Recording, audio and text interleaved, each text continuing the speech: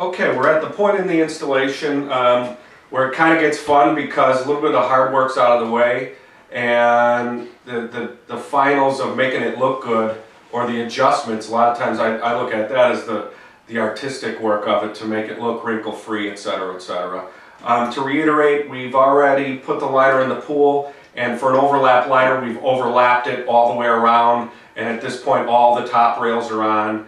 Again, it's about an 8 to 12 inch overlap on the outside, and in the corners it's taut or tight. It's up off the ground in a lot of cases. Again, every liner is a little bit different, but in general it's taut in the corner. It's not laying flat up against the corner. And the liner is centered with respect to the pool, and we went north, south, east, west. We distributed that stretch, so to speak.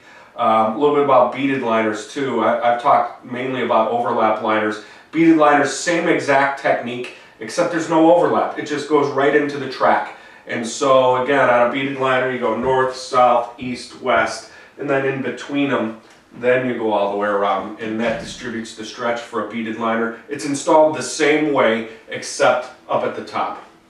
Okay, so top rails are on, liners in the pool. Before we put any water in it, we just want to make sure that the inside of the pool, if there's a visible wrinkle you could push out real easily, get in, push it out.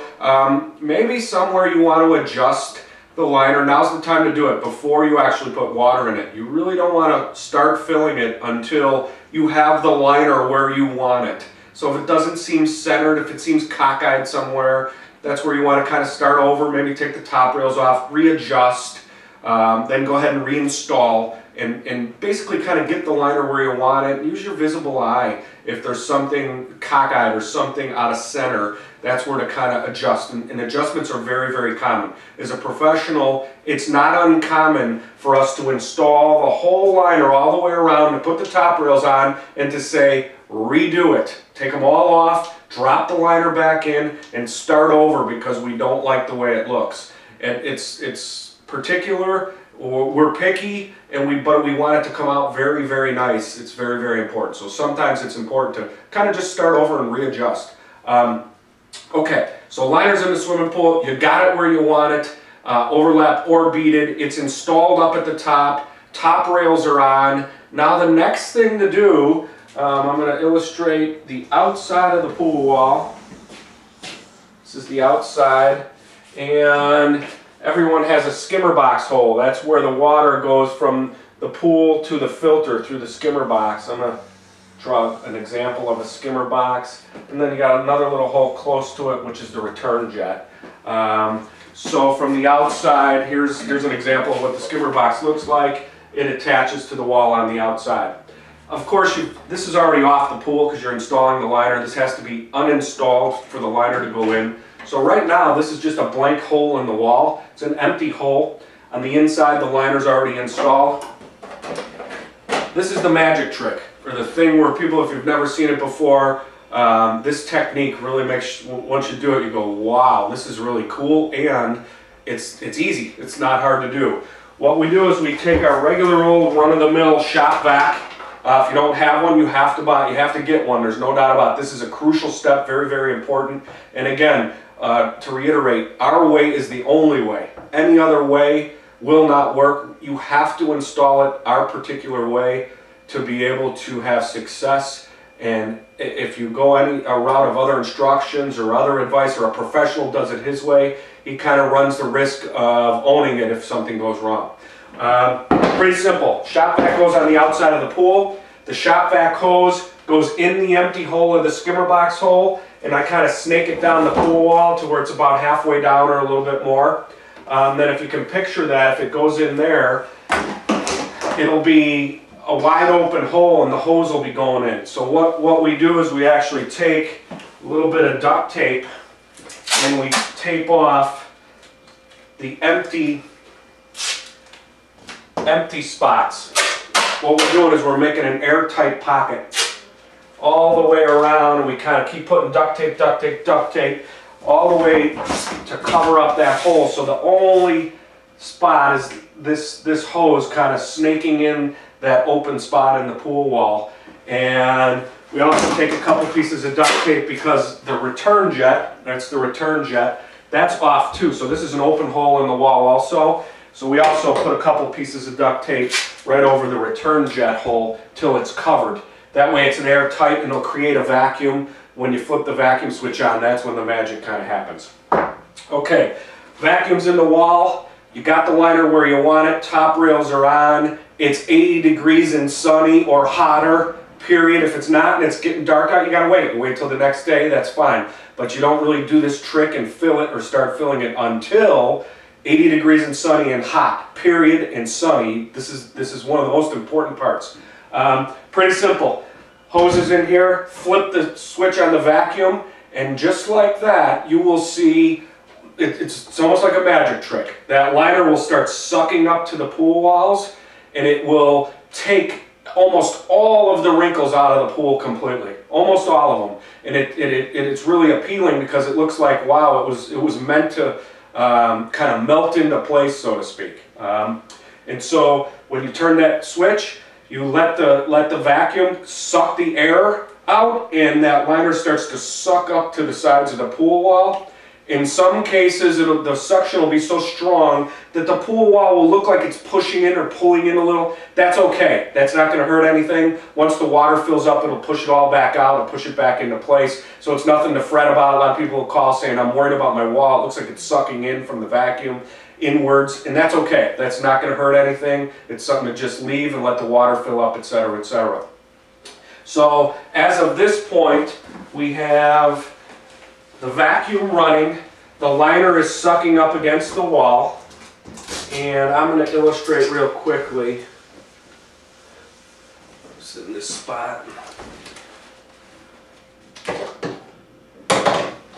So here's the swimming pool. Ignore the outside illustration, but here's the swimming pool, and I'm going to put my hose in at this point right into the middle of the pool, and I'm going to watch a puddle grow from the middle of the pool. I'm going to watch it get bigger and bigger.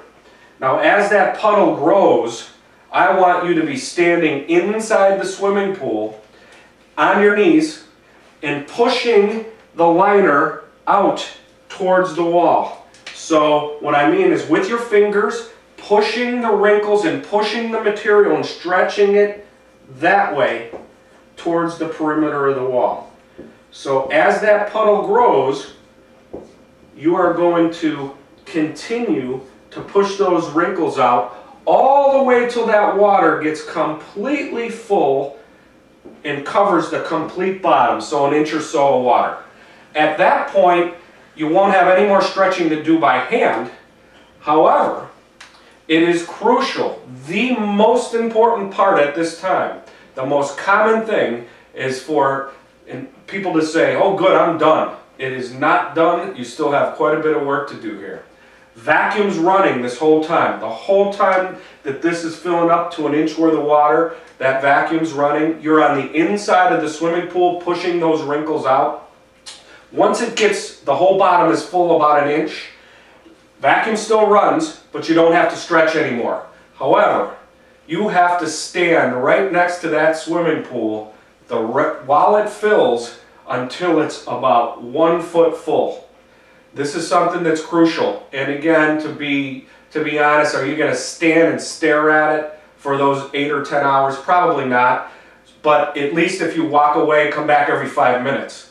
What happens is if you do it that way and it fills, it's 80 degrees and sunny, vacuum's still running, then you'll be able to catch something if something goes wrong. And the most common spot something goes wrong, while it's filling up, it tends to pull out up at the top. So if you can catch or starts to slip up at the top, so the overlap pulls in or the beaded comes out of the track. So if you're standing there and watching it or checking on it until that thing goes all the way to 1 foot full, if you're there the whole time and something goes wrong, you can stop the water and you can adjust or you can fix it. This is the most important part. If you walk away from the thing and say, I'm done, and keep filling it and don't come back for 8 hours, if it's slipped, well then it's going to cause a lot of a mess. You have to basically start all over, pump the water out, and reinstall the whole thing. So to avoid that, 80 degrees and sunny, Stand right next to the pool until the pool is approximately 1 foot full. Again, the vacuum is still running. That's okay, we want the vacuum to run. If it gets to be nighttime, or if it gets to be cooler, you know, if the temperature drops, turn it all off. Turn the vacuum off, turn the hose off, and basically wait till the next day or wait till it's 80 degrees and sunny again and turn it all back on. Check it every 5 minutes, make sure nothing slips. At this point, when it gets to be 1 foot full, you're done. You're out of the mix in terms of having to stare at it. You don't have to be there or check on it every 5 minutes. But you continue to fill it with the vacuum running till it's approximately halfway full. So I'll do a side view of the pool. I want to wait till that pool is halfway full until you eliminate the vacuum. Pool gets to halfway full, then you pull the hose of the vacuum out of the pool wall. Eliminate it, turn it off, it's done. Pool does not need to have the vacuum on it anymore. At this time, when the pool's halfway full and the vacuum's eliminated, then it's time to go ahead and cut the holes for your skimmer box and your return jet. After that, you're successful. You've completed the task, you've done a great job, and it's time to swim, it's time to enjoy your family and friends.